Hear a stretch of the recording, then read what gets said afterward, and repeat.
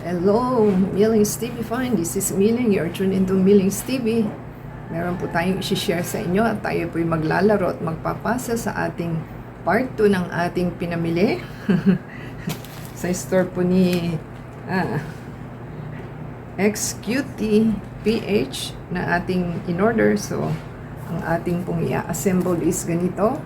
So, tatay po nating i-assemble at maglalaro po muna tayo kasi hindi ko rin po alam kung magagawa ko po natin o hindi. So, yan po ang ating isi-share.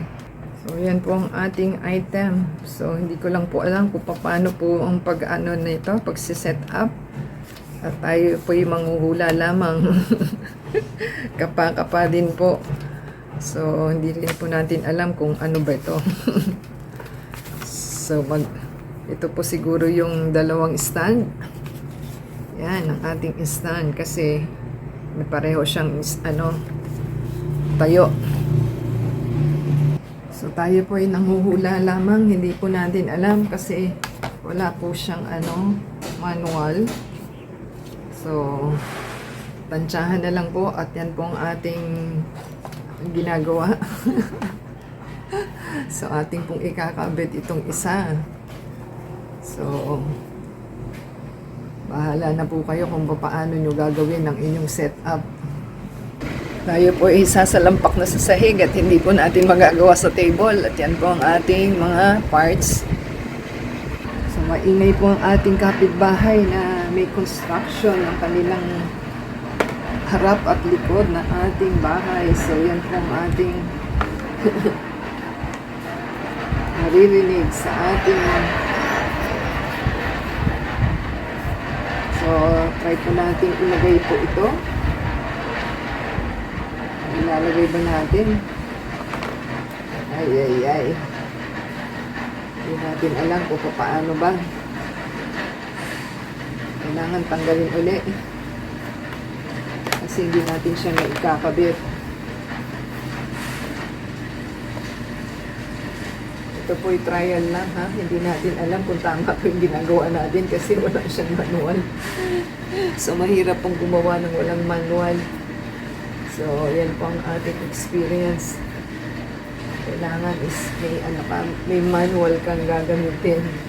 So, kailangan ang logic na mentality logic natin. Ay, mahirap po hindi gawang biro po itong ating ginagawa. Kung tama ba o hindi. So, para-paraan lang din po.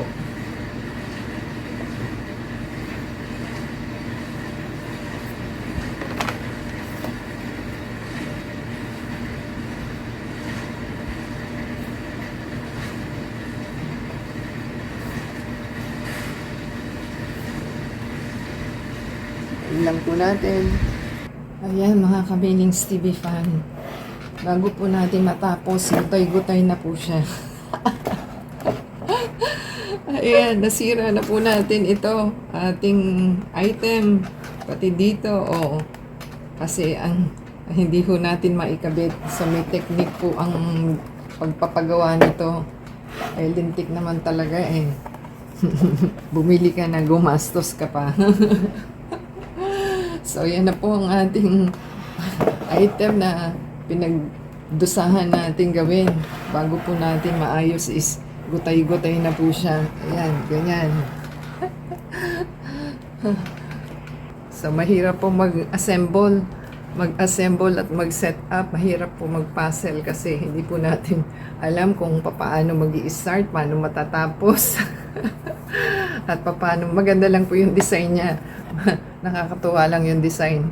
So, yan po ang ating items na hindi natin mawari kung paano natin umpisahan. So, common sense lang po. Kaya wala na po siyang manual. So, kayo na po ang bahala kung paano nyo gugutayin ng inyong item. So, nasira-sira ko na po siya. So, itong part na to, bugbog na siya. Pati ito, di ba? Kasi ano lang po siya, parang cardboard na, ewan ko, na papel. So, yan po ang ating experience na bumili ka, pinarusahan ka pa. So, hindi nyo po alam kung paano umpisahan kasi parts by parts po ito eh. Kung may kakabit nyo po muna itong drawer na ito, mas mabuti. In the same time, itry nyo pong stand at saka ito at saka yung ilalim para po mag-align yung inyong pag-set up kasi marupok po ito. So, ewan ko kung wood talaga siya kasi ang dami na po nating nasira. Ayan, nasira na po natin siya. So, dahan-dahan lang po ang paggawa. So, hindi na siya brand new kasi gutay-gutay na po yung ating item.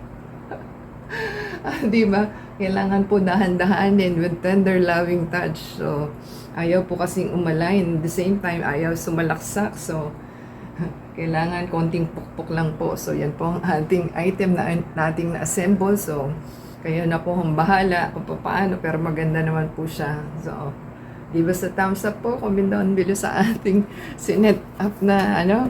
So, yan po ang worry ko pagka may ina-assemble kasi at tulad po nito, walang manual. So, mangangapa ka po. So, yan po ang ating experience. Pero maganda naman po siya. Sana po yan matibay-tibay. So, huwag nyo lang po lagyan ng mabibigat. At depende po sa inyong ginawa. Kasi ako, na-damage ko na po siya. So, no choice tayo. Sana, gawin na lang po sana ng ating store o seller ang setup, tapos isang box na lang gano'n, o di ba? Para hindi po nasisira. So, yan po ang ating masasabi for ating sinet up. So, okay lang naman yung isang box na gano'n. Di ba? Akala ko di-deliver sa akin plastic na ganito. So, ako pala magsiset up at papel lang po siya dahil ganyan po yung ating item. Di na natin maikabit. So, tatapon na lang natin. So, paki-subscribe po sa ating channel and comment down below. Ada sa Facebook, Twitter, TikTok, and Instagram. Sa inyong comment po, i-shoutout natin yung mga names and channels for the next video. So, abangan po nila. And thank you po sa ating seller and delivery guy na ating pinagbilan na to. So, until next time po, God bless everyone.